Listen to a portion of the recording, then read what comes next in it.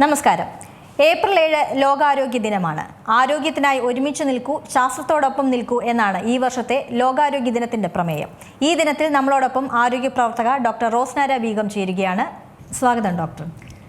ഇത്തവണത്തെ ഈ world health ഡേയുമായി ബന്ധപ്പെട്ട് ആരോഗ്യത്തിനായി നിൽക്കൂ, ശാസ്ത്രത്തോടൊപ്പം നിൽക്കൂ, അങ്ങനെയാണല്ലോ ആ ഒരു പ്രമേയം ഉള്ളത്. അപ്പോൾ അത് പറഞ്ഞുകൊണ്ട് തന്നെ നമുക്ക് തുടങ്ങാം. എന്താണ് അതിൻ്റെ ഒരു പ്രാധാന്യം ഈ ഒരു സമയത്ത്? ലോകാരോഗ്യ സംഘടന എല്ലാ വർഷവും നമ്മുടെ ഒരു വേൾഡ് ഹെൽത്ത് ഡേ അതിൽ ഒരു തീം ഉണ്ടാവാറുണ്ട്. അതായത് ആ സമയത്ത് പ്രാധാന്യമുള്ള ഹെൽത്ത് റിലേറ്റഡ് ആരോഗ്യ സംബന്ധമായ വിഷയങ്ങളിൽ ഊന്നിക്കൊണ്ട് അത് ലോകമൊട്ടാകെ അതിന് പ്രാധാന്യം നൽകിക്കൊണ്ടായിരിക്കും ഒരു തീം വരുന്നത്. അപ്പോൾ ഈ വർഷത്തെ തീമാണ് നമ്മൾ പറഞ്ഞത്. അതായത് നമ്മൾ ആരോഗ്യത്തിന് വേണ്ടി നമ്മൾ ഒരുമിച്ച് നിൽക്കുക, അതോടൊപ്പം ശാസ്ത്രത്തോടൊപ്പം ഒരുമിച്ച് നിൽക്കുക എന്നുള്ളതാണ്. അത് ഇന്നത്തെ കാലഘട്ടത്തിൽ വളരെ റെലവൻ്റ് ആയിട്ടുള്ളൊരു കാര്യമാണ്. അപ്പോൾ അതിൽ പ്രധാനമായും ലോകാരോഗ്യ സംഘടന അതിൽ ഊന്നൽ നൽകുന്നത് ഒന്ന് നമ്മുടെ ശാസ്ത്രീയമായ അടിത്തറ, എന്ത് കാര്യത്തിനായാലുമുള്ള ശാസ്ത്രീയമായ അടിത്തറയും അപ്പോൾ അത് പൊതുജനങ്ങൾക്ക് പറഞ്ഞു നൽകുക, എല്ലായിടത്തും ഒരു അവബോധം സൃഷ്ടിക്കുക എന്നുള്ളതും എല്ലാ കാര്യങ്ങളിലും ഒരു അന്വേഷണ തൽപരത ജനങ്ങളിൽ വളർത്തിയെടുക്കുക എന്നുള്ളതും ശാസ്ത്രീയമായ അടിത്തറയുള്ള കാര്യങ്ങൾ മാത്രം വിശ്വസിക്കുക എന്നുള്ള കാര്യങ്ങൾ ജനങ്ങളിൽ എത്തിക്കാനും കൂടെ വേണ്ടിയിട്ടാണ്. അപ്പോൾ അതോടൊപ്പം തന്നെ വൺ ഹെൽത്ത് കൺസെപ്റ്റ്, അതായത് ഏകലോകം ഏകാരോഗ്യം എന്ന കൺസെപ്റ്റാണ്.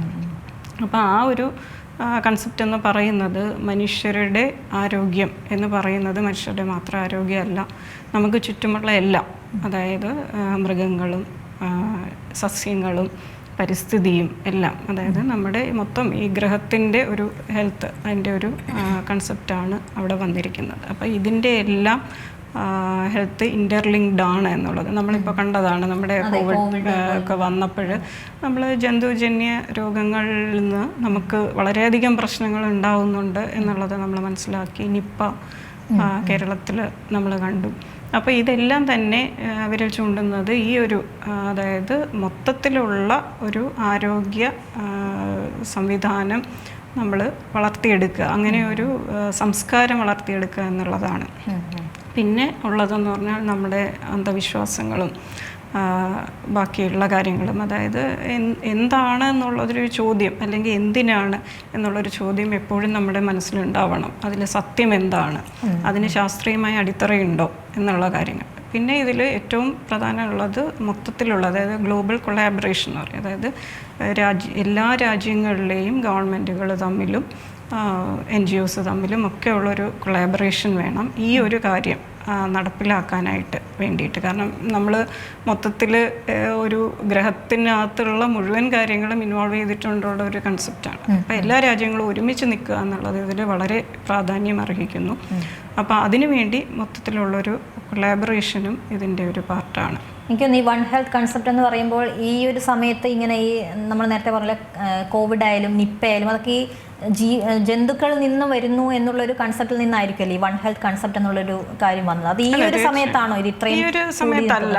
വൺ ഹെൽത്ത് കൺസെപ്റ്റ് എന്നുള്ളൊരു പേരിൽ വന്നത് ഇപ്പോഴാണ്. പക്ഷെ മുമ്പേ നമുക്കറിയാം നമ്മുടെ പരിസ്ഥിതിയും നമുക്ക് ചുറ്റുമുള്ള ജന്തു സസ്യജാലങ്ങളും ഒക്കെ നമ്മുടെ ആരോഗ്യത്തിൽ എന്തുമാത്രം സ്വാധീനം ഉണ്ടാക്കുന്നുണ്ടെന്നുള്ളത് നമുക്കറിയാം.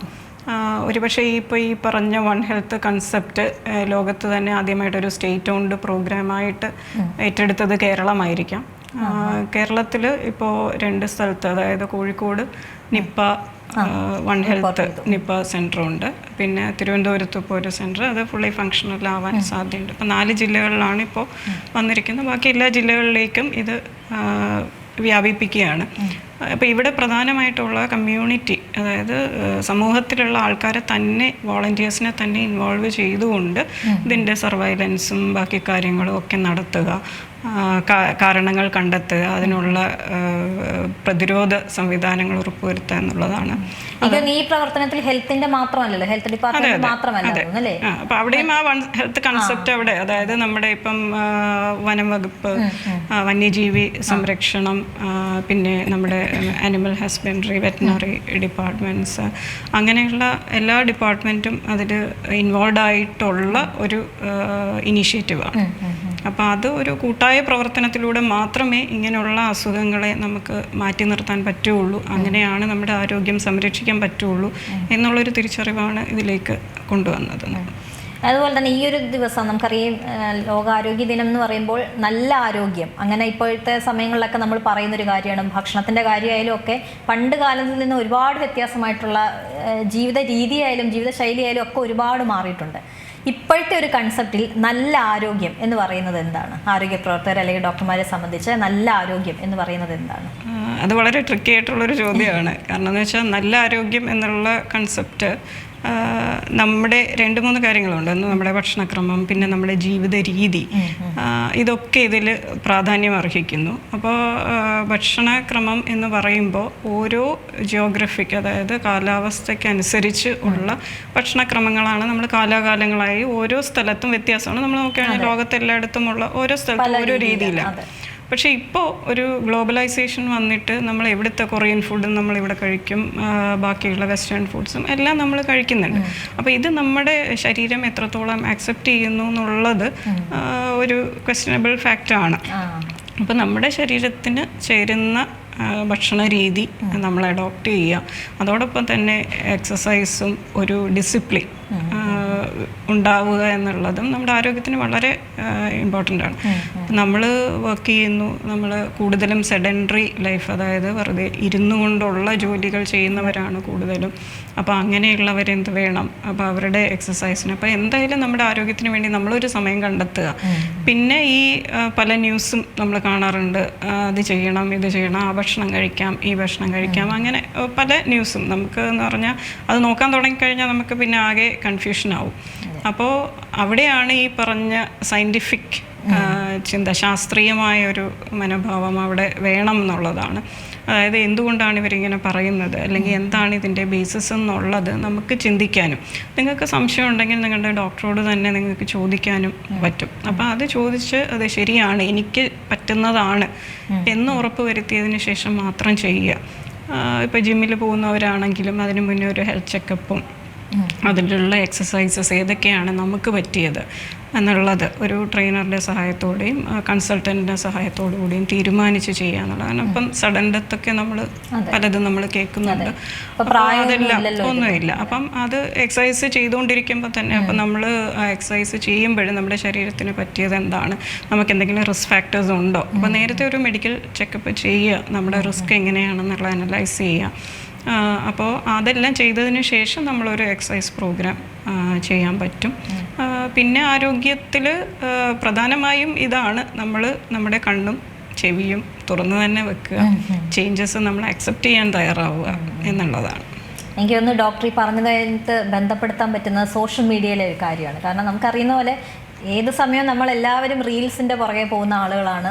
അതിപ്പോൾ കൊച്ചുകുട്ടിയെന്നോ പ്രായമായവരെന്നോ ഒന്നുമില്ല, എല്ലാവരുടെയും കയ്യിൽ സ്മാർട്ട് ഫോണുള്ളൊരു കാലമാണ്, യൂട്യൂബുള്ള കാലമാണ്. അതുകൊണ്ട് തന്നെ റീൽസിൻ്റെ ഒരു അഡിക്റ്റാണ് എല്ലാവരും. അത്ര പറഞ്ഞിട്ട് നമുക്ക് അത് മാറ്റാൻ ഉള്ള കാര്യമില്ല. പക്ഷേ ഈ പറഞ്ഞതുപോലെ റീൽസിൽ എന്ത് കാണുന്നു എന്നുള്ളത് എനിക്ക് തോന്നുന്നു, പ്രത്യേകിച്ചും ഇപ്പോൾ ഡോക്ടർ പറഞ്ഞ പോലെ ഈ ജിമ്മിൽ പോകുന്ന ആളുകളൊക്കെ അത് അത്ര അധികം ആളുകളൊന്നും എനിക്ക് തോന്നുന്നില്ല ഡോക്ടർമാരെ സമീപിച്ചിട്ട് എന്ത് ചെയ്യണം അല്ലെങ്കിൽ പോകുന്നതിന് മുമ്പ് എന്തൊക്കെ ഭക്ഷണം കഴിക്കണം എന്ന് ചോദിക്കുന്ന ആളുകൾ വളരെ കുറവായിരിക്കും. അതില്ലാന്ന് തന്നെ പറയുന്നത് ശരിയായിരിക്കും എന്ന് എനിക്ക് തോന്നുന്നു. പക്ഷേ എല്ലാവരും ഈ റീൽസ് നോക്കിയിട്ട് അല്ലെങ്കിൽ ഇതിൽ പറഞ്ഞിരിക്കുന്ന ഡയറ്റ് പ്ലാൻ കണ്ടിന്യൂ ചെയ്യുന്ന, അല്ലെങ്കിൽ ഏതൊരു അസുഖമാണെങ്കിലും നമുക്ക് പെട്ടെന്ന് തന്നെ യൂട്യൂബ് നോക്കുക, അല്ലെങ്കിൽ ഗൂഗിൾ സെർച്ച് ചെയ്ത് എന്താണ് ഈ അസുഖത്തിൻ്റെ കാരണം അല്ലെങ്കിൽ എന്ത് ചെയ്താൽ പറ്റും എന്ന് നോക്കുന്ന ഒരുപാട് ആളുകൾ ഇപ്പോഴത്തെ ഒരു സമയത്തുണ്ട്. എന്താണ് അവരോടൊക്കെ ഡോക്ടറിന് പറയാനുള്ളത്? ഇതൊക്കെ ശരിക്കും പറഞ്ഞാൽ എനിക്ക് തോന്നുന്നു നമ്മുടെ ഈ കൺസെപ്റ്റുമായിട്ടും ഒരുപാട് ബന്ധമുള്ളൊരു കാര്യമാണ് പറഞ്ഞതെന്ന് തോന്നുന്നു അല്ലേ? അതിൽ സയൻറ്റിഫിക് ടെമ്പറമെൻ്റ് എന്നൊരു വാക്കുണ്ട്, അതായത് ശാസ്ത്രീയ മനോഭാവം ഉണ്ടാവുക. അത് നമ്മുടെ ഇന്ത്യൻ ഭരണഘടനയിൽ 42ാമത്തെ അമെൻമെൻ്റായിട്ട് കൂട്ടിച്ചേർത്തതാണ്. നമ്മുടെ എന്താ പറയുക, മൗലികമായ കടമകൾ, നമുക്ക് മൗലികമായ അവകാശങ്ങൾ മാത്രമല്ല ഇന്ത്യൻ ഭരണഘടനയിലുള്ളത്, മൗലികമായ നമ്മുടെ കടമകളുണ്ട്. അതായത് ഇന്ത്യൻ പൗരൻ എന്നുള്ള നിലയിൽ നമ്മൾ ചെയ്യേണ്ട കുറച്ച് കാര്യങ്ങളുണ്ട്. അത് നമ്മുടെ കോൺസ്റ്റിറ്റ്യൂഷനിൽ തന്നെ പറഞ്ഞിരിക്കുകയാണ്. അപ്പോൾ അങ്ങനെ ആഡ് ചെയ്ത ഒരു സാധനമാണ് ഈ സയൻറ്റിഫിക് ടെമ്പറമെൻ്റ് അല്ലെങ്കിൽ ശാസ്ത്രീയ മനോഭാവം, അതായത് ചെയ്യുന്ന എല്ലാ കാര്യങ്ങളിലും ചിന്തിക്കുന്ന എല്ലാ കാര്യങ്ങളിലും എല്ലാം നമ്മളൊരു ശാസ്ത്രീയ മനോഭാവം പുലർത്തുക എന്നുള്ളത് നമ്മുടെ ഭരണഘടനയിൽ തന്നെ പറഞ്ഞിരിക്കുകയാണ്. ലോകത്ത് അങ്ങനെ ഒരേ ഒരു ഭരണഘടനയേ ഉള്ളൂ, ഇന്ത്യൻ ഭരണഘടനയിലാണ് അങ്ങനെ പറഞ്ഞിരിക്കുന്നത്. അപ്പോൾ അത് നമ്മുടെ ഒരു ഡ്യൂട്ടിയാണ്, നമ്മുടെ കടമയാണ്. അപ്പം അങ്ങനെ അല്ലാതെ, അതായത് ഒരു ശാസ്ത്രീയ മനോഭാവം ഇല്ലാതെ കാണുന്നതും കേൾക്കുന്നതും ഒക്കെ നമ്മൾ വിശ്വസിക്കാൻ തുടങ്ങിക്കഴിഞ്ഞാൽ ഈ പറയുന്ന ഡാമേജ് എന്തായാലും ഉണ്ടാവും. അപ്പോൾ എവിടെ, എന്തിന്, എങ്ങനെ? അപ്പോൾ നമ്മൾ തെളിവുകളില്ലാതെ ഒരു കാര്യം നമ്മൾ വിശ്വസിക്കാൻ പാടില്ല. അതും ശാസ്ത്രീയമായ തെളിവുകൾ അതിലുണ്ടാവണം. അങ്ങനെയുള്ളത് ഇപ്പോൾ ട്രീറ്റ്മെൻറ്റ് എടുത്ത് നമ്മൾ അസുഖത്തിൻ്റെ ചികിത്സകൾ എടുത്തു കഴിഞ്ഞാൽ നമ്മൾ എവിഡൻസ് ബേസ്ഡ് മെഡിസിനാണ് പ്രാക്ടീസ് ചെയ്യുന്നത്. അതായത് മോഡേൺ മെഡിസിൻ എന്ന് പറയുന്നത് മോഡേൺ സയൻറ്റിഫിക് മെഡിസിൻ എന്നാണ് നമ്മൾ പറയുന്നത്. എപ്പോഴും നമ്മൾ തെളിവുകളുടെ അടിസ്ഥാനത്തിൽ ട്രയലുകളും ഒക്കെ നടത്തി തെളിവുകളുടെ അടിസ്ഥാനത്തിലാണ് ചികിത്സാ രീതികളും മരുന്നുകളും എല്ലാം നമ്മൾ ചെയ്യുന്നത്. അപ്പോൾ അതുപോലെ തന്നെ എല്ലാ കാര്യങ്ങളും നമ്മൾ ചെയ്യുന്ന എല്ലാ കാര്യങ്ങളും ആ ശാസ്ത്രീയ മനോഭാവം നമ്മൾ പുലർത്തിക്കഴിഞ്ഞാൽ തീരാവുന്ന പ്രശ്നമാണ്. പക്ഷേ ഇത് കോൺസ്റ്റിറ്റ്യൂഷനിൽ തന്നെ പറഞ്ഞിരിക്കുന്നതുകൊണ്ട് ഗവൺമെൻറ്റും അതിനുള്ള നടപടികൾ എടുക്കണം. അതായത് തെറ്റിദ്ധാരണാജനകമായ വാർത്തകൾ അല്ലെങ്കിൽ തെറ്റിദ്ധാരണാജനകമായ പ്രോഗ്രാംസ് ഒരു വ്യക്തിയുടേതാവാം, അല്ലെങ്കിൽ ഒരു ഗ്രൂപ്പിൻ്റെ ആവാം, അതല്ലെങ്കിൽ മീഡിയയുടെ ആവാം, എങ്ങനെയായാലും. അപ്പോൾ അതിനെതിരെ നടപടി എടുക്കാനായിട്ട് ഇന്ത്യൻ ഭരണഘടനയിൽ തന്നെ അതിനൊരു ഇത് കൊടുത്തിരിക്കുകയാണ്.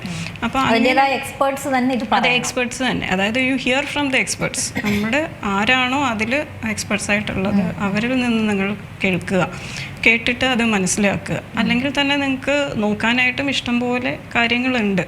അപ്പോൾ അത് മനസ്സിലാക്കി തന്നെ ചെയ്തു കഴിഞ്ഞാൽ തീരാവുന്ന പ്രശ്നമാണ്. അപ്പോൾ ഇത് കുറേയൊക്കെ നമ്മൾ ഗവൺമെൻറ് തന്നെ മുൻകൈ എടുത്തിട്ടത് സെൻസേർഡ് ആക്കണം. ഇപ്പോൾ ഈ ഇത്തവണത്തെ വേൾഡ് ഹെൽത്ത് ഡേ തീമിലും പറഞ്ഞിരിക്കുന്ന അതാണ്. അതായത് മിസ് ബിലീവ്സ്, മിസ് ഇൻഫർമേഷൻ, അതായത് തെറ്റിദ്ധാരണാജനകമായ വാർത്തകൾ, തെറ്റിദ്ധാരണാജനകമായ വിശ്വാസങ്ങൾ, അന്ധവിശ്വാസങ്ങൾ. അപ്പോൾ ഇതൊന്നും ഇതിനൊക്കെ എതിരെ ഒരു നല്ല രീതിയിൽ ക്യാമ്പയിൻ നടത്തുക എന്നുള്ളത്, അതിൽ ഹാഷ്ടാഗായിട്ട് തന്നെ അത് യൂസ് ചെയ്യണം എന്നുള്ള രീതിയിലാണ് വേൾഡ് ഹെൽത്ത് ഓർഗനൈസേഷൻ പറഞ്ഞിരിക്കുന്നത്. എനിക്ക് തോന്നുന്നു ഈ സോഷ്യൽ മീഡിയ ഒക്കെ വളരുന്ന ഈ ഒരു സമയത്ത് തന്നെയാണ് ഇത് കുറച്ചുകൂടി ഒരു റിലവൻ്റ് ആവുന്നതെന്ന് തോന്നുന്നല്ലേ ഈ ഒരു ടോപ്പിക്ക്. കാരണം അതിൽ നിന്നും കണ്ടു മനസ്സിലാക്കിയിട്ടതായിരിക്കും ചിലപ്പോൾ ഡോക്ടർമാരുടെ അടുത്ത് സമീപിക്കുന്ന ആളുകളും കുറച്ചൊന്നുമല്ല. അവരാണ് ആരോഗ്യ പ്രവർത്തകരാണ്, അവരാണ് സയന്റിഫിക്കലി ഇത് പഠിച്ച് നമ്മളെ ചികിത്സിക്കാൻ ഇരിക്കുന്നതെന്നുള്ള രീതിയിലൊന്നും ആയിരിക്കില്ല അല്ലെ ആളുകൾ ഡോക്ടറെ സമീപിക്കുന്നത്. തീർച്ചയായും. അതായത് ഗൂഗിളിൽ സെർച്ച് ചെയ്തിട്ട് ഒരുപാട് കാര്യങ്ങൾ അവർക്ക് കിട്ടും. അപ്പം ക്യാൻസർ ആവട്ടെ, വേറൊരു അസുഖമാവട്ടെ, എന്തായിട്ടും. അപ്പം ഇങ്ങനെ ഒരു 100 സംശയങ്ങളുമായിട്ടായിരിക്കും വരുന്നത്. അപ്പോൾ അതിൽ സംഭവിക്കുന്നത് എന്താണെന്ന് വെച്ചാൽ നമുക്ക് ആൾക്കാരിലുള്ള വിശ്വാസം അവിടെ നഷ്ടപ്പെടുകയാണ്. അതായത് നമുക്കൊരു പ്രശ്നം വരുമ്പോൾ നമുക്കതിൽ ആശ്വാസം കിട്ടണമെങ്കിൽ നമ്മൾ ആരെങ്കിലും വിശ്വസിച്ചാലേ പറ്റുള്ളൂ. അതായത് നമ്മൾക്ക് ലഭിക്കുന്ന ചികിത്സയിൽ നമുക്ക് വിശ്വാസം വേണം. ആ വിശ്വാസം ഉണ്ടെങ്കിൽ മാത്രമേ, സംശയങ്ങൾ സ്വാഭാവികമാണ്, ഞാൻ പറഞ്ഞല്ലോ. അതായത് ഒരു ശാസ്ത്രീയ മനോഭാവത്തോടു കൂടിയുള്ള സംശയങ്ങൾ തീർച്ചയായും വേണം. അങ്ങനെ ഒരു സംശയം ഉണ്ടെങ്കിൽ മാത്രമേ നമുക്കത് കറക്റ്റ് ചെയ്യാൻ പറ്റുള്ളൂ. അപ്പോൾ ഇതിൽ പറയുന്നതെന്ന് വെച്ച് കഴിഞ്ഞാൽ നിങ്ങളുടെ മനസ്സെപ്പോഴും നിങ്ങൾ ഓപ്പൺ ആക്കി വെക്കുക, നിങ്ങളത് തുറന്നു വെക്കുക. വരുന്ന ചേഞ്ചസ് എന്താണ്, സമൂഹത്തിൽ വരുന്ന ചേഞ്ചസ് അല്ലെങ്കിൽ എവിഡൻസ് അനുസരിച്ച് വരുന്ന ചേഞ്ചസ്, അത് നിങ്ങൾ അക്സെപ്റ്റ് ചെയ്യാൻ തയ്യാറാവുക എന്നുള്ളതാണ്, സ്വീകരിക്കാൻ തയ്യാറാവുക എന്നുള്ളതാണ് അതിൽ പറയുന്നത്. അപ്പോൾ അതൊക്കെ ശരിക്കും പറഞ്ഞാൽ ഇന്നത്തെ സാമൂഹിക ചുറ്റുപാടുകളിലും സോഷ്യൽ മീഡിയയുടെ അതിപ്രസരമുള്ള ഈ കാലത്തും വളരെ റെലവൻ്റ് ആണ്. ഇനി ചോദിക്കുന്നത്, നേരത്തെ നമ്മൾ നല്ല ആരോഗ്യം അതിനെക്കുറിച്ച് നമ്മൾ പറഞ്ഞു. ഈ നല്ല ഭക്ഷണം അതിപ്പോൾ ലഭിക്കുന്നുണ്ടോ? കാരണം നമുക്കറിയുന്ന പോലെ എല്ലാ സാധനങ്ങളും നമ്മൾ കടയിൽ നിന്ന് വാങ്ങിച്ച് വീട്ടിൽ പാചകം ചെയ്യുന്നതൊക്കെ വളരെ കുറവായിരിക്കും. ഒരുപാട് ആളുകൾ പുറത്തുനിന്ന് കഴിക്കാൻ ഇഷ്ടപ്പെടുന്ന ഫാസ്റ്റ് ഫുഡിന് പുറകെ പോകുന്ന ആളുകളാണ് ഇപ്പോൾ കൂടുതലും ഉള്ളത്. പക്ഷേ ഈ പറഞ്ഞതുപോലെ പണ്ടത്തെ ഭക്ഷണം ലഭിക്കാനും സാധ്യത വളരെ കുറവാണ്. ഇപ്പോഴത്തെ സമയത്ത് പ്രത്യേകിച്ച് സിറ്റിയിലൊക്കെ താമസിക്കുന്ന ആളുകൾക്കൊന്നും വീട്ടിലെ പോലത്തെ ഭക്ഷണമോ നമ്മുടെ അങ്ങനത്തെ മാങ്ങ, ചക്ക അതൊക്കെ ആണെങ്കിൽ പോലും നമ്മൾ വാങ്ങി കഴിക്കുക എന്നുള്ള രീതിയിൽ മാത്രമേ നമുക്ക് നടക്കുകയുള്ളൂ. ഇത് രണ്ടും കൂടെ എങ്ങനെയാണ് യോജിക്കുന്നത്? കാരണം നല്ല ഭക്ഷണം കഴിക്കണമെന്ന് പറയുമ്പോഴും നമുക്ക് കിട്ടുന്ന ഭക്ഷണം മാത്രമേ നമുക്ക് ലഭിക്കുകയുള്ളൂ. അതിൽ എങ്ങനെയാണ് നമ്മൾ അതിലൊരു താരതമ്യപ്പെടുത്താൻ പറ്റുന്നത്? അല്ല, ഇതിൽ ഞാൻ പറഞ്ഞല്ലോ, ഭക്ഷണത്തിന് പല പാർട്ടുണ്ട്. അതായത് നമ്മൾ അന്നജങ്ങളുണ്ട്, പ്രോട്ടീനുകളുണ്ട്, കൊഴുപ്പുകളുണ്ട്, വൈറ്റമിൻസ്, മിനറൽസ്, അങ്ങനെ ഒരുപാട് സാധനങ്ങൾ നമുക്ക് വേണം. അപ്പോൾ ഒന്നും ഒന്നിനേക്കാളും കൂടുതലാവാൻ പാടില്ല. എല്ലാത്തിനും ഒരു പ്രൊപ്പോർഷനുണ്ട്. അപ്പോൾ നമ്മുടെ ഭക്ഷണത്തിൽ നമ്മളെപ്പോഴും ഈ ഒരു പ്രൊപ്പോർഷൻ കീപ്പ് ചെയ്യുക എന്നുള്ളതാണ് പ്രധാനമായിട്ടുള്ളത്. അപ്പോൾ ഇപ്പോൾ കൊഴുപ്പ് കൂടിയ ഭക്ഷണം കഴിക്കുന്നവരുണ്ട്, അത് ഇഷ്ടപ്പെടുന്നവരുണ്ട്. അതായത് ഇപ്പം ചീസ്, ബട്ടറൊക്കെ നമ്മളിപ്പം വളരെയധികം നമ്മൾ ഉപയോഗിക്കുന്ന കാര്യങ്ങളാണ്. അപ്പം എന്തിലും മിതത്വം, അതാണ് ഏറ്റവും ഇമ്പോർട്ടൻ്റ്. അതായത് നിങ്ങൾ കഴിക്കുന്ന ഭക്ഷണത്തെക്കാൾ ഉപരി നിങ്ങൾ എന്താണ് കഴിക്കുന്നത് അത് ആവശ്യത്തിന് മാത്രം, വളരെ കുറച്ച് ആവശ്യത്തിന് മാത്രം കഴിക്കുക. അതോടൊപ്പം തന്നെ എക്സസൈസ് ചെയ്യുക, ശരീരത്തിൽ ഇത് അടിഞ്ഞുകൂടി പ്രശ്നങ്ങൾ വരാതിരിക്കാനായിട്ട് നോക്കുക. അതൊക്കെയാണ് നമുക്ക് ഈ ഒരു കൾച്ചറിൽ ചെയ്യാൻ പറ്റുന്നത്. അതായത് ഈ പറഞ്ഞ പോലെ നമുക്ക് വളരെ തിരക്കാണ്, നമ്മൾ പെട്ടെന്ന് കിട്ടുന്ന ഭക്ഷണങ്ങളിലേക്കാണ് നമ്മളെപ്പോഴും ആകർഷിക്കപ്പെടുന്നത്. കാരണം നമുക്ക് ശരിയാണ്, നമുക്കിതൊന്നും കൃത്യമായിട്ട് ചെയ്യാനോ ഒന്നും നമുക്ക് പറ്റിയെന്ന് വരില്ല. അവിടെയാണ് നമ്മൾ സെലക്ട് ചെയ്യുന്നത്, ഭക്ഷണം സെലക്ട് ചെയ്യുന്നതിലും ഭക്ഷണത്തിൻ്റെ അളവിലും അതോടൊപ്പം തന്നെ എക്സസൈസും. അതിൽ തന്നെ ഞാനൊന്ന് കൂട്ടിച്ചേർക്കണം. അതായത് ഓരോരുത്തർക്കും ഓരോ ആരോഗ്യസ്ഥിതി ആയിരിക്കില്ലേ, ഓരോരുത്തർക്കും ഓരോ ശരീരമാണല്ലോ. അപ്പോൾ ഒരാളുടെ പറ്റുന്ന ഭക്ഷണം എന്ന് മറ്റൊരാൾക്ക് നമുക്ക് ചൂണ്ടിക്കാണിക്കാൻ കഴിയും. തീർച്ചയായും അതിൽ വ്യത്യാസമുണ്ട്. അപ്പോൾ അവിടെയാണ് ഞാൻ പറഞ്ഞില്ലേ, നമ്മളിപ്പോൾ ഒരു അസുഖം വന്ന് ചികിത്സിക്കുക, ആശുപത്രിയിൽ പോകുമ്പോൾ കുറേ ഡിപ്പാർട്ട്മെൻറ്റ്സ് ഉണ്ടല്ലോ. അപ്പോൾ ഇപ്പം നമുക്ക് കമ്മ്യൂണിറ്റി മെഡിസിൻ, പ്രിവെൻറ്റീവ് മെഡിസിൻ, അവരെന്ന് പറഞ്ഞു കഴിഞ്ഞാൽ നമ്മുടെ ഈ പോളിസി മേക്കിങ്ങിലും പ്രിവെൻഷൻ, അസുഖം വരാതെ നോക്കുന്നതിനും നമ്മുടെ പബ്ലിക് ഹെൽത്ത്, അതായത് പൊതുജന ആരോഗ്യത്തിൻ്റെ പോളിസികൾ ഡെവലപ്പ് ചെയ്യുന്നതിനും എല്ലാം അവർ വളരെയധികം എഫേർട്ട് ഇടുന്നു.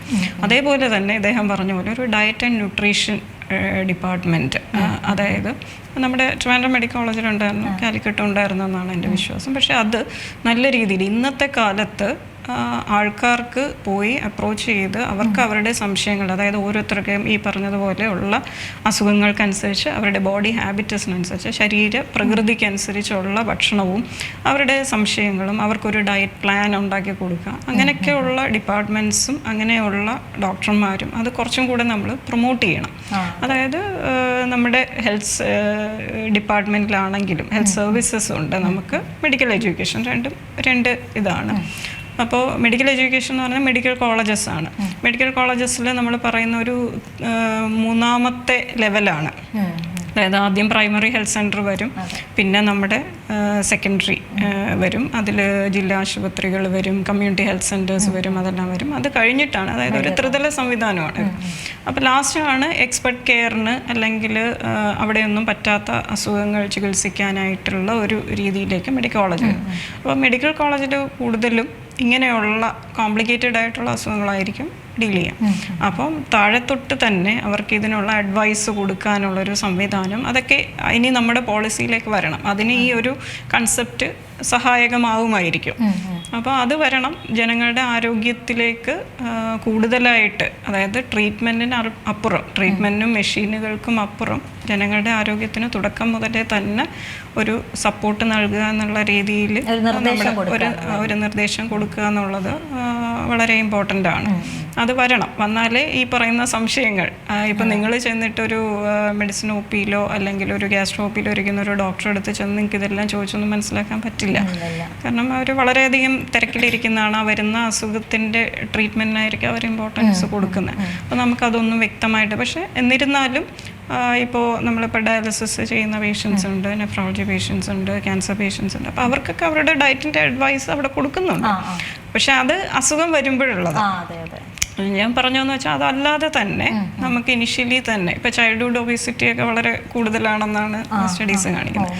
അപ്പോൾ കുട്ടികൾക്ക് എങ്ങനെ നമ്മൾ ഫുഡ് കൊടുക്കുന്ന, എത്രത്തോളം അതിൻ്റെ അളവുകളിലുള്ള വ്യത്യാസങ്ങൾ, അപ്പോൾ അതൊക്കെ അങ്ങനെ ഒരു ഡയറ്റ് പ്ലാന് ഉണ്ടാക്കാനും അതിനുള്ളൊരു നിർദ്ദേശങ്ങൾ നൽകാനും അങ്ങനെയുള്ള ഡിപ്പാർട്ട്മെൻറ്റ്സും റിസർച്ചുകളും ഒക്കെ ഉണ്ടാവണം. അപ്പോൾ അത് ഇനി അങ്ങോട്ട് ചേഞ്ചസ് ഉണ്ടാവും, കാരണം സമൂഹം ആവശ്യപ്പെടുന്ന ചേഞ്ചാണ്. അപ്പോൾ അതെന്തായാലും ഉണ്ടാവും. ഞാൻ അതിലേക്ക് വരികയായിരുന്നു. അതായത് ഇപ്പോഴത്തെ ഒരു കാലഘട്ടത്തിൽ നമുക്കറിയുന്ന പോലെ മെഡിക്കൽ കോളേജുകളായാലും ജില്ലാ ആശുപത്രികളായാലും അതൊക്കെ പ്രവർത്തനം കുറച്ച് കാലങ്ങളായി തന്നെ നടക്കുന്നതാണ്. ഒരുപാട് ആളുകൾ അതിനെ ആശ്രയിക്കുന്നൊക്കെ ഉണ്ട്. പക്ഷേ ഈ ഒരു കാലഘട്ടത്തിൽ മാറ്റങ്ങൾ വന്നുകൊണ്ടിരിക്കുന്ന ഈ കാലത്ത് പൊതുജനാരോഗ്യത്തിൽ എത്രത്തോളം വലിയൊരു മാറ്റമാണ് ഇനി വരേണ്ടത്? ഇപ്പം അതിലൊക്കെ ഡോക്ടർ ഇപ്പോൾ പറഞ്ഞ ഒരു പോയിന്റ് തന്നെയാണ് ഈ പറഞ്ഞ പോലെ. നമ്മുടെ ഇപ്പം കേരളത്തിലെ ഒരു പൊതുജനാരോഗ്യ സംവിധാനം എടുത്തു നോക്കിയാൽ വളരെ മെച്ചപ്പെട്ട, ലോക രാജ്യങ്ങളോ അല്ലെങ്കിൽ ബാക്കിയുള്ള സ്റ്റേറ്റ്സോ ഒക്കെ നോക്കിക്കഴിഞ്ഞാൽ വളരെ മെച്ചപ്പെട്ട രീതിയിലുള്ളൊരു പൊതുജനാരോഗ്യ സംവിധാനമാണ് കേരളത്തിലുള്ളത്. പക്ഷെ അവിടെ നമ്മൾ ഈ പറഞ്ഞതുപോലെ നമ്മൾ പ്രിവെൻഷൻ ഇമ്പോർട്ടൻസ് കൊടുക്കുന്നുണ്ട്, ട്രീറ്റ്മെൻറ്റ് ഇത് കൊടുക്കുന്നുണ്ട്, എല്ലാ ജനങ്ങൾക്കും ട്രീറ്റ്മെൻറ്റ് കിട്ടുക എന്നുള്ള ഉദ്ദേശത്തോടു കൂടി തന്നെയാണ് എല്ലാ ഗവൺമെൻറ്റുകളും മാറി മാറി ചെയ്യുന്നത്. പക്ഷേ ഇവിടെ എന്ന് പറഞ്ഞു കഴിഞ്ഞാൽ നമുക്ക് അതിൽ കൂടുതൽ വേണ്ടത് എന്താണ്? റിസർച്ചുകൾ നടക്കണം. നമ്മുടെ പ്രശ്നങ്ങൾക്ക് അനുസൃതമായിട്ടുള്ള മരുന്നുകളും അല്ലെങ്കിൽ ചികിത്സാ രീതികളും ഒക്കെ ഡെവലപ്പ് ചെയ്യാനായിട്ട് നമ്മുടെ ഇടയിൽ നിന്ന് തന്നെ ആൾക്കാർ ഗവേഷണങ്ങൾ നടത്തണം. അപ്പോൾ ഈ വൺ ഹെൽത്ത് കൺസെപ്റ്റിലുള്ള ഒന്നാണത്, അല്ലെങ്കിൽ ഇപ്പോഴത്തെ വേൾഡ് ഹെൽത്ത് ഓർഗനൈസേഷൻ്റെ തീമിലുള്ളതാണ്. അതായത് റിസർച്ചുകൾ വരണം, പുതിയതായിട്ട് കാര്യങ്ങൾ നമ്മൾ പഠിച്ച് അതിനൊരു ഔട്ട്കം വരണം. നമ്മൾ നോക്കിക്കഴിഞ്ഞാൽ നമ്മുടെ ഇവിടെ ഇപ്പം മെഡിക്കൽ കോളേജസിലാണെങ്കിലും അങ്ങനെ ഒരുപാട് ക്വാളിറ്റി പേപ്പേഴ്സ്, പബ്ലിക്കേഷൻസ്, അതായത് ഇങ്ങനെ പഠിച്ചിട്ടുള്ള ഒരു ഔട്ട്കം വന്നിട്ടുള്ള പബ്ലിക്കേഷൻസ്, അല്ലെങ്കിൽ നമ്മൾ പുതിയ സംവിധാനങ്ങൾ ഉണ്ടാക്കുന്ന പേറ്റൻറ്റ് അല്ലെങ്കിൽ ഒരു പേറ്റൻറ്റ് കിട്ടിക്കഴിഞ്ഞാൽ തന്നെ അതൊരു പ്രോഡക്റ്റ് ആവുക, അതൊക്കെ വളരെ വിരളമാണ്. അപ്പോൾ ആ ഒരു മേഖലയിൽ ശരിക്കും പറഞ്ഞ ഒരു മെഡിക്കൽ കോളേജ് എന്ന് പറയുമ്പോൾ പുതിയ ഒരു തലമുറയെ നമ്മൾ പഠിപ്പിച്ചെടുക്കുകയാണ്. അതായത് അടുത്ത ഈറയുടെ, അടുത്ത ഒരു നൂറ്റാണ്ടിൻ്റെ ആരോഗ്യം എന്ന് പറയുന്നത് ഇവരുടെ കൈകളിലാണ്. അപ്പോൾ ഇവരെയാണ് നമ്മൾ ട്രെയിൻ ചെയ്ത് ഇറക്കുന്നത്. അപ്പോൾ ആ ട്രെയിനിങ് ശരിക്കും അഡിക്വേറ്റ് ആയിരിക്കണം. അപ്പോൾ അതിന് വേണ്ടിയുള്ള മാനവ വിഭവശേഷി വേണം. അതായത് പേഷ്യൻറ്റിനെ ട്രീറ്റ് ചെയ്യുന്നതിലുപരിയായിട്ട് അവരെന്തൊക്കെ ചെയ്യുന്നുണ്ട്, അപ്പോൾ അതനുസരിച്ചുള്ള ആൾക്കാരെയും അതിനുള്ള സംവിധാനങ്ങളും ഒക്കെ വരണം. അപ്പോൾ വരുമ്പോൾ നാച്ചുറലി റിസർച്ചിന് ഫണ്ട് വേണം. അപ്പം ഫണ്ടിങ് അലോ ചെയ്യാനും, അതുപോലെ തന്നെ ഫണ്ടിങ് വരുമ്പോൾ അത് വളരെ പെട്ടെന്ന് തന്നെ ഒരു റിസർച്ച്, അതായത് ഇപ്പോൾ റെലവൻ്റ് ആയിട്ടുള്ള ഒരു ടോപ്പിക്ക് ഒരു 2 വർഷം കഴിയുമ്പോൾ അത് റെലവൻ്റ് ആയിരിക്കും. കാരണം അതിനകം വേൾഡിൽ എല്ലായിടത്തും അതിൻ്റെ ഇത് വന്നു കഴിയും. പക്ഷേ നമുക്കിവിടെ എന്ന് പറഞ്ഞാൽ നമ്മുടെ ആ ഒരു മെല്ലപ്പോക്ക്, ഈ ഫണ്ടുകൾ അനുവദിക്കുന്നതിലായാലും നമുക്ക് ചെയ്യുന്നതിലായാലും റെഗുലേഷൻസും ഒക്കെ, അപ്പോൾ അതെല്ലാം ഒന്ന് സ്ട്രീം ലൈൻ ചെയ്തിട്ട് കൂടുതൽ കാര്യങ്ങൾ ഇവിടെ തന്നെ നമ്മുടെ മരുന്നുകൾ ഡെവലപ്പ് ചെയ്യുക. അപ്പോൾ ഞാൻ വർക്ക് ചെയ്യുന്ന സ്പെഷ്യാലിറ്റി ന്യൂക്ലിയർ മെഡിസിനാണ്. അപ്പോൾ ന്യൂക്ലിയർ മെഡിസിനിൽ ഉള്ള ഈ ടാർഗറ്റഡ് ആയിട്ടുള്ള ട്രീറ്റ്മെൻറ്റാണ് കൂടുതലും വരുന്നത്. അപ്പോൾ അതിലുള്ള മോളിക്യൂൾസ് എന്ന് പറഞ്ഞാൽ ഭയങ്കര കോസ്റ്റ്ലിയാണ്. നമ്മളിപ്പോൾ പുറത്തുനിന്ന് ഇമ്പോർട്ട് ചെയ്തായിരിക്കും പേഷ്യൻറ്റിന് പലപ്പോഴും കൊടുക്കേണ്ടി വരും. പക്ഷേ ഇന്ത്യയിൽ തന്നെ ജിപ്മറും എയിംസും പോലെയുള്ള ഇൻസ്റ്റിറ്റ്യൂട്ടുകളിൽ ഇതൊക്കെ ഡെവലപ്പ് ചെയ്ത് പേറ്റൻറ്റ് ചെയ്യുന്നുണ്ട്. അപ്പോൾ നമ്മൾ അതിലൊക്കെ കുറച്ച് പുറകിലാണ്. അപ്പോൾ നമുക്ക് അത് ഒരു സംവിധാനത്തിലേക്ക് നമുക്ക് വരാൻ പറ്റണം. വരാനായിട്ട് കുറച്ചും കൂടെ ഒരു പ്രയോറിറ്റി റിസർച്ചിനും ടീച്ചിങ്ങിനുമൊക്കെ കുറച്ചും കൂടെ ഒരു പ്രയോറിറ്റി മെഡിക്കൽ കോളേജുകളിൽ വരത്തക്ക രീതിയിലേക്ക് മാറ്റങ്ങൾ വന്നേ പറ്റുള്ളൂ. അപ്പോൾ അങ്ങനെ വരുമ്പോൾ തന്നെ ശരിക്കും പറഞ്ഞാൽ കേരളം ഈ പറയുന്ന പോലെ നമ്പർ 1 തന്നെ ആവും. കാരണം ഇവിടെ ആർക്കും ഐഡിയാസിന് ഒരു കുറവുമില്ല. നമ്മൾ ഇപ്പോൾ നോക്കിക്കഴിഞ്ഞാൽ പെൻസിലിനൊക്കെ ഡെവലപ്പ് ചെയ്ത മെഡിക്കൽ സ്റ്റുഡൻസാണ്. അപ്പോൾ നമ്മുടെ മെഡിക്കൽ സ്റ്റുഡൻസൊക്കെ ഒരുപാട് ഐഡിയാസ് ഉള്ളവരാണ്, ഫാക്കൽറ്റി ആണെങ്കിലും എല്ലാവരും. പക്ഷേ ഈ ഐഡിയാസ് നമുക്ക് ഒരു റിസർച്ചിലേക്കൊന്നും മാറ്റാനായിട്ടോ അല്ലെങ്കിൽ ഒരു പഠനം നടത്താനായിട്ടുള്ള സമയമോ സൗകര്യങ്ങളോ ഫണ്ടിങ്ങോ ഒക്കെ നമുക്ക് അതിൻ്റേതായ അപര്യാപ്തതകളുണ്ട്. അത് വാസ്തവം തന്നെയാണ്. അപ്പോൾ അതെല്ലാം നമുക്ക് ഉപയോഗപ്പെടുത്തി നമ്മുടെ ഇവിടെയുള്ള ബ്രെയിൻസ് അത് നല്ല രീതിയിൽ ഉപയോഗപ്പെടുത്തി കഴിഞ്ഞാൽ നമുക്ക് നല്ല രീതിയിൽ ഒരുപാട് കാര്യങ്ങൾ ഇനിയും ചെയ്യാൻ പറ്റും. ഇപ്പോൾ ഈ ഒരു ആരോഗ്യ ദിനത്തിൽ ഡോക്ടറിന് എന്താണ് പറയാനുള്ളത്? കാരണം ഇപ്പോഴത്തെ ഇറലവൻ്റ് ആയിട്ടുള്ള ഈ ഒരു സൊസൈറ്റിയിൽ ഡോക്ടർ ഒരുപാട് പേഷ്യൻസിനെ കാണുന്നതാണ് എല്ലാ ദിവസവും. അപ്പോൾ ഈ ഒരു സമയത്ത് എന്ത് അഡ്വൈസാണ് കൊടുക്കാനുള്ളത് ആരോഗ്യവുമായി ബന്ധപ്പെട്ട്? അല്ലെങ്കിൽ ഈ ഒരു സമയത്ത് ഈ ഒരു ദിവസത്തിൽ ഡോക്ടറിന് എന്താണ് അഡ്വൈസ് കൊടുക്കാനുള്ളത്? എനിക്ക് 1-2 കാര്യങ്ങൾ, അതായത് ഇപ്പം പെട്ടെന്ന് എൻ്റെ മനസ്സിൽ വന്നത് പെരിന്തൽമണ്ണയിലെ ഡോക്ടർക്കെതിരെയുള്ള ആക്രമണമാണ്.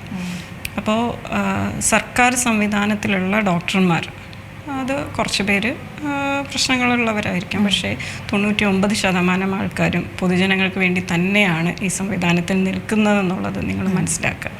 അതുകൊണ്ട് ഒരു പ്രശ്നം വരുമ്പോൾ അതിനെ ശാസ്ത്രീയ മനോഭാവത്തോടു കൂടി തന്നെ സമീപിക്കുകയും അത് എന്തുകൊണ്ടാണ് ആ പ്രശ്നം വന്നത്, അല്ലെങ്കിൽ എന്തായിരുന്നു അതിൻ്റെ പ്രശ്നം എന്നുള്ളത് സമാധാനത്തോടെ സമചിത്തതയോടെ മനസ്സിലാക്കി അതിൽ പെരുമാറാനും നമുക്ക് പറ്റണം. അതായത് പൊതുജനങ്ങൾ ഞങ്ങളോടൊപ്പം നിന്നാൽ മാത്രമേ നമുക്ക് ഈ ഒരു പൊതുജനാരോഗ്യ സംവിധാനം മെച്ചപ്പെട്ട രീതിയിലേക്ക് കൊണ്ടുവരാൻ പറ്റുള്ളൂ. അപ്പോൾ അതിൽ മീഡിയയ്ക്കും ഉള്ള റോള് വളരെ ഇമ്പോർട്ടൻ്റ് ആണ്. അതായത് മീഡിയ ആണ് ഞങ്ങളുടെയും ജനങ്ങളുടെയും ഇടയിലുള്ള ആ ഒരു ചാനൽ എന്ന് പറയുന്നത്. അപ്പോൾ ശരിക്കും വസ്തുതാപരമായിട്ടുള്ള കാര്യങ്ങൾ തന്നെ ജനങ്ങളിലേക്ക് എത്തിക്കാനും, അതല്ല പിന്നീട് നമുക്കൊരു തെറ്റ് പറ്റിയാൽ പോലും അത് ഡോക്ടറാവട്ടെ, മീഡിയ ആവട്ടെ, പൊതുജനങ്ങളാവട്ടെ, ഞാൻ പറഞ്ഞല്ലോ, തുറന്ന മനസ്സോടെ എന്തിനേയും സ്വീകരിക്കുക. എനിക്ക് തെറ്റുപറ്റിയെങ്കിൽ എനിക്ക് തെറ്റുപറ്റിയെന്ന് ഞാൻ അഡ്മിറ്റ് ചെയ്യാം. ഞാൻ അഡ്മിറ്റ് ചെയ്യുന്നത് നിങ്ങൾ ആ രീതിയിൽ ഉൾക്കൊള്ളുകയും വേണം. അതാണ് പ്രധാനം. അതായത് ഞാൻ പറഞ്ഞില്ലേ, ഇപ്പോൾ ഒരു മരുന്ന് ഡെവലപ്പ് ചെയ്തു, ജനങ്ങൾക്ക് കൊടുത്തു കഴിഞ്ഞിട്ട് ഈ പോസ്റ്റ് മാർക്കറ്റിംഗ് സർവൈലൻസിൻ്റെ ഭാഗമായിട്ട് പിന്നീട് ആ മരുന്നിന് എന്തെങ്കിലും ഒരു സൈഡ് എഫക്റ്റ് ഉണ്ട് അല്ലെങ്കിൽ എന്തെങ്കിലും ഒരു പ്രശ്നം ഉണ്ടെന്ന് മനസ്സിലാക്കി കഴിഞ്ഞാൽ ആ മരുന്ന് മാർക്കറ്റിൽ നിന്ന് വിഡ്രോ ചെയ്യുകയാണ്. അപ്പോൾ ആ വിഡ്രോ ചെയ്യുക എന്ന് പറഞ്ഞാൽ അതിനർത്ഥം ആ മരുന്ന് ഉണ്ടാക്കിയ കമ്പനി പൂട്ടുക എന്നുള്ളതല്ല. അതായത് അവർ അത് ഫോളോ അപ്പ് ചെയ്തത് കൊണ്ടാണ്, അത് അങ്ങനെ ചെയ്തത് കൊണ്ടാണ് ആ പ്രശ്നം ഉണ്ടെന്ന് നമുക്ക് മനസ്സിലാവുകയും അപ്പോൾ അത് എന്താ പറയുക, ഒരു ശാസ്ത്രീയമായ രീതിയാണത്. അപ്പോൾ പലതിനും ശാസ്ത്രീയമായ രീതിയുണ്ട്. ഒരു പ്രശ്നം ഉണ്ടാകുമ്പോൾ അതിന് ഒരു എൻക്വയറി, അതൊരു ശാസ്ത്രീയമായ രീതിയിലുള്ളൊരു എൻക്വയറിയാണ്. എന്തൊക്കെയാണ് അതിൽ പോസിബിളായിട്ടുള്ള പ്രശ്നങ്ങൾ. അപ്പോൾ അതിന് പകരം എന്താ പറയുക, ഡോക്ടർമാരെ ഒരു ക്രിമിനലുകളെ പോലെ കാണുന്ന ഒരു രീതിയിലേക്ക് വരുമ്പോൾ ഡോക്ടർമാരിൽ പൊതുവേ ഒരു മടുപ്പുണ്ടാവും. അപ്പോൾ അവർ ഈ സാധാരണ നിൽക്കുന്ന പ്രശ്നങ്ങൾക്ക് അപ്പുറത്തേക്ക് ഇടപെടാനായിട്ട് അവരും ഒരു വിമുഖത കാണിക്കും. ഇപ്പോൾ നിങ്ങൾക്കൊരു ട്രീറ്റ്മെൻറ്റ് ആവശ്യമായിട്ട് വരുമ്പോൾ നമ്മൾ എന്താ പറയുക, ചിലപ്പോൾ നമുക്ക് എവിഡൻസ് ഉള്ള കാര്യമായിരിക്കത്തില്ല. ഒരു ഡോക്ടറുടെ എക്സ്പീരിയൻസിൽ നിന്ന് ഇവോൾവ് ചെയ്യുന്ന പല കാര്യങ്ങളും രോഗികൾക്ക് ഉപകാരപ്രദമാവാറുണ്ട്. അതിനെപ്പോഴും ഈ പറയുന്ന പോലെ ഒരു സയൻറ്റിഫിക് ബാക്കപ്പൊക്കെ കാണണം എന്നില്ല. പക്ഷേ അവർ വർഷങ്ങളോളം ആർജിച്ച എക്സ്പീരിയൻസ് വളരെ പ്രധാനമാണ്. അപ്പോൾ അത് എന്തുകൊണ്ടാണ് നമുക്കത് യൂസ്ഫുൾ ആവുന്നത് എന്നുള്ളത് നമ്മൾ, അപ്പോൾ ഇങ്ങനെ വരുമ്പോൾ എന്താ പറ്റുക എന്ന് വെച്ചാൽ ഡോക്ടർ എപ്പോഴും ഡോക്ടറുടെ സൈഡ് സേഫ് ആക്കാനാണ് ശ്രമിക്കുക. പക്ഷെ പലപ്പോഴും നമുക്കിപ്പോൾ ആളിൻ്റെ കുറവൊക്കെ ഉള്ളതുകൊണ്ട് ഇപ്പോൾ അർജൻറ്റായിട്ടൊരു പേഷ്യൻ്റ്, എമർജൻസി ആയിട്ടൊരു പേഷ്യൻ്റ് വരുമ്പോൾ ഈ സൗകര്യങ്ങളില്ല, അല്ലെങ്കിൽ ഞങ്ങൾക്ക് സപ്പോർട്ടിങ് സ്റ്റാഫ് ഇല്ല, അല്ലെങ്കിൽ വേറെ സൗകര്യങ്ങളില്ല എന്ന് പറഞ്ഞിട്ട് നമ്മൾ ആരും മാറി നിൽക്കാറില്ല. എല്ലാവരും പേഷ്യൻ്റ് കൊടുക്കാനുള്ള കെയർ കൊടുക്കുന്നുണ്ട്. അപ്പോൾ അങ്ങനെ വരുമ്പോൾ അതിൽ എന്താ പറയുക, നമ്മൾ ഈ ഇപ്പം ഇൻസ്ട്രുമെൻറ്റ്സ് മറന്നു വെച്ച സംഭവം പറയുന്നു. നമ്മുടെ ഇവിടെ ആകെ 1-2 സംഭവങ്ങൾ, നമ്മൾ എത്രയാണ് 11 കേസസൊക്കെയാണ്, 101 കേസാണ് NIH കഴിഞ്ഞ വർഷം റിപ്പോർട്ട് ചെയ്തിട്ടുള്ളത്. അപ്പോൾ അവരവിടെ ചെയ്യുന്നത് ഡോക്ടർക്കെതിരെ നടപടിയെടുക്കുക എന്നുള്ളതല്ല, അവർ ചെയ്യുന്നതിൻ്റെ റൂട്ട് കോസ് അനാലിസിസ് ചെയ്യും, എന്തുകൊണ്ട് അത് സംഭവിച്ചു. അപ്പോൾ ആ സംഭവിച്ച കാര്യത്തിന് വേണ്ടി ആ സ്റ്റെപ്സ്, അതായത് സ്റ്റാർട്ടിങ് സ്റ്റെപ്പ് തൊട്ട് അവർ അനലൈസ് ചെയ്തിട്ട് എവിടെയൊക്കെയാണ് കുറവുകളുള്ളത്, എവിടെയൊക്കെയാണ് പ്രശ്നങ്ങളുള്ളത്. അപ്പോൾ അത് നോക്കിയിട്ട് അത് കറക്റ്റ് ചെയ്യുക. അത് കറക്റ്റ് ചെയ്താലേ ഇത് കറക്റ്റഡ് ആവുള്ളൂ. അപ്പോൾ അത് കറക്റ്റ് ചെയ്യാനുള്ള ശ്രമം. അപ്പോൾ ആ രീതിയിൽ നമ്മൾ പ്രശ്നങ്ങളെ സമീപിക്കുമ്പോൾ ഈ കാര്യങ്ങളൊക്കെ കാലക്രമത്തിൽ കുറഞ്ഞു തന്നെ വരും. അപ്പോൾ അങ്ങനെ വരാതിരിക്കാനാണ് ഞങ്ങൾ 100% ശ്രമിക്കുന്നത്. ഇത് ഞാൻ പറഞ്ഞ ഇപ്പം മറ്റേ കൗണ്ട് നോക്കുക എന്നുള്ളത് അല്ലാതെ നമ്മളിപ്പോൾ സർജറി ചെയ്താൽ അതെന്താ ഡോക്ടർക്ക് അറിഞ്ഞൂടെ ഈ സാധനം അയാൾ അതിനകത്ത് വെച്ചതെന്ന്. ഒരു സർജറി ചെയ്തുകൊണ്ടിരിക്കുന്ന ഡോക്ടർ ഈ കൗണ്ട് എണ്ണിക്കൊണ്ടിരുന്നു കഴിഞ്ഞാൽ അയാൾക്ക് സർജറിയിൽ ശ്രദ്ധ കേന്ദ്രീകരിക്കാൻ പറ്റില്ല. അതിനാണ് ഒരു സിസ്റ്റം. അത് വേൾഡ് ഹെൽത്ത് ഓർഗനൈസേഷൻ തന്നെ ഉണ്ടാക്കിയിട്ടുള്ളൊരു സിസ്റ്റമാണത്. അതിനൊരു സർജിക്കൽ ചെക്ക് ലിസ്റ്റ് ഉണ്ട്, എല്ലാ കാര്യങ്ങളും ഉണ്ട്. അപ്പോൾ അത് സ്ക്രബ് നേഴ്സ് വേണം, ഫ്ലോർ നേഴ്സ് വേണം. അപ്പോൾ അവർ എണ്ണി തിട്ടപ്പെടുത്തി ആ എണ്ണം കറക്റ്റാണെന്ന് പറയുമ്പോഴാണ്. അല്ലാതെ വെറുതെ നമുക്കൊരു അബ്ഡോമിനകത്തൊന്നും ഇട്ട് നമുക്ക് നോക്കാൻ പറ്റില്ല. എന്ന് വെച്ചാൽ അതിനകത്തുള്ള ഓർഗൻസൊക്കെ വളരെ സോഫ്റ്റും ട്രോമ വരാൻ സാധ്യതയുള്ളതുമാണ്. അപ്പോൾ നമുക്ക് അങ്ങനെ സെർച്ച് ചെയ്ത് കണ്ടുപിടിക്കുക എന്നുള്ളത് അത് പ്രാക്ടിക്കലി ഇമ്പോസിബിൾ ആയതുകൊണ്ട് തന്നെയാണ് ഇങ്ങനൊരു സിസ്റ്റം തന്നെ ഉണ്ടാക്കി. അപ്പോൾ അതിലെന്തെങ്കിലും ഒരു വ്യത്യാസം വന്നു കഴിഞ്ഞാൽ അപ്പോഴാണ് നമ്മൾ സെർച്ച് ചെയ്യുന്നത്. അല്ലെങ്കിൽ നമ്മളൊരു ചെക്ക് എക്സ്റേ എടുക്കുകയോ അല്ലെങ്കിൽ ഒരു CM യൂസ് ചെയ്ത് നോക്കുകയോ ഒക്കെ ചെയ്തിട്ട് അത് നമ്മൾ സെർച്ച് ചെയ്യുന്നത്. അപ്പോൾ അല്ലാതെ ഒരിക്കലും, അപ്പോൾ അതാണ് ഞാൻ പറഞ്ഞത്. അപ്പോൾ ഓരോന്നിനും ഒരു ശാസ്ത്രീയമായ ഒരു അടിത്തറയുണ്ട്. അപ്പോൾ അതെന്താണ് അതിനുള്ള കാരണം എന്നുള്ളത് നമ്മളൊരു ഇത്തിരി ഒരു സമാധാനത്തോടു കൂടി കേൾക്കാൻ തയ്യാറാവുക, സമാധാനത്തോടു കൂടി ചിന്തിക്കുക. അപ്പോൾ ചിന്തിക്കുമ്പോൾ പറയുന്ന പോലെ ഡോക്ടറും കംഫർട്ടബിൾ ആവും. ഡോക്ടർ കംഫർട്ടബിൾ ആകുമ്പോൾ നിങ്ങൾക്ക് കിട്ടുന്ന ഔട്ട്പുട്ടും കൂടും, നിങ്ങൾക്ക് സന്തോഷവും ഉണ്ടാവും. അതായത് എപ്പോഴും നമ്മുടെ പേഷ്യൻസ് വരുമ്പോൾ നമ്മൾ അവരുടെ അടുത്ത് ഈ അസുഖത്തിനപ്പുറം ഒരു മിനിറ്റ് പോലും നമുക്ക് അവരുടെ അടുത്ത് സംസാരിക്കാൻ പറ്റുന്നില്ല. അപ്പോൾ അങ്ങനെ സംസാരിക്കാൻ പറ്റുമ്പോഴാണ് അവർക്ക് ആ ഒരു ആശ്വാസം കിട്ടുക. അതിനുവേണ്ടിയാണ് ശരിക്കും അവർ വരുന്നത് പലപ്പോഴും. അപ്പോൾ അങ്ങനെ നമുക്ക് സംസാരിക്കാൻ പറ്റുന്നൊരു സാഹചര്യം ഉണ്ടാവും എന്നുള്ളൊരു പ്രതീക്ഷയിലാണ് ഞങ്ങൾ മുന്നോട്ട് പോകുന്നത്. കാരണം ഞാൻ ഈ കേരളത്തിലെ എല്ലാ ഗവൺമെൻറ് മെഡിക്കൽ കോളേജിലെയും ഡോക്ടർമാരുടെ സംഘടനയുടെ സ്റ്റേറ്റ് പ്രസിഡൻ്റാണ്. അപ്പോൾ അതുകൊണ്ട് തന്നെ നമ്മുടെ ഈ പ്രശ്നങ്ങളൊക്കെ അറിയാം. പിന്നെ എല്ലാ പ്രശ്നങ്ങളും നമുക്ക് ഒറ്റ കാര്യം കൊണ്ട് നമുക്ക് പരിഹരിക്കാൻ പറ്റില്ല. പക്ഷേ സ്റ്റെപ്പ് ബൈ സ്റ്റെപ്പായിട്ട് നമുക്കിത് ചെയ്യാൻ പറ്റുന്നതാണ്. അപ്പോൾ അങ്ങനെ ചെയ്യാനായിട്ട് എല്ലാവരും, പോളിസി ഉണ്ടാക്കുന്നവരും പോളിസി നടപ്പിലാക്കുന്നവരും ഡോക്ടർമാരും പൊതുജനവും മീഡിയയും എല്ലാവരും ഒരുമിച്ച് നിൽക്കുക. അപ്പോൾ നമുക്ക് നല്ലൊരു നാളെ ഉണ്ടാവും. നമ്മൾ ഈ പറഞ്ഞതുപോലെ we will attain our complete health. അതുതന്നെയാണ്. എന്തായാലും ഈ നല്ല ആരോഗ്യം, അല്ലെങ്കിൽ ആരോഗ്യത്തോടെ കൂടി തന്നെ നമുക്ക് മുന്നോട്ട് പോകാം, ശാസ്ത്രത്തോടൊപ്പം നിൽക്കുക എന്നുള്ള ഒരു കൺസെപ്റ്റുമായി തന്നെ മുന്നോട്ട് പോകാം. വളരെ നന്ദി ഡോക്ടർ പരിപാടിയിൽ പങ്കെടുത്തതിന്. Thank you. വേൾഡ് ഹെൽത്ത് ഡേയുമായി ബന്ധപ്പെട്ടുള്ള ഈ പരിപാടിയിൽ നമുക്ക് പറഞ്ഞു തന്നതുപോലെ ആരോഗ്യമായി തന്നെ മുന്നോട്ട് പോവുക, നല്ല ആരോഗ്യത്തോടു കൂടി തന്നെ മുന്നോട്ട് പോവുക, ശാസ്ത്രത്തെ വിശ്വസിച്ച് ശാസ്ത്രത്തോടൊപ്പം മുന്നോട്ട് പോവുക എന്നുള്ള കൺസെപ്റ്റ് തന്നെയാണുള്ളത്. അതിനാണ് നമുക്കിപ്പോൾ ഡോക്ടർ പങ്കുവച്ചതും. പരിപാടി അവസാനിക്കുന്നു. നമസ്കാരം. ഏറ്റവും പുതിയ വാർത്തകളും വിശേഷങ്ങളും വിരൽ തുമ്പിലറിയാൻ സീ മലയാളം ന്യൂസ് എല്ലാ ഡിജിറ്റൽ പ്ലാറ്റ്ഫോമുകളിലും ലഭ്യം.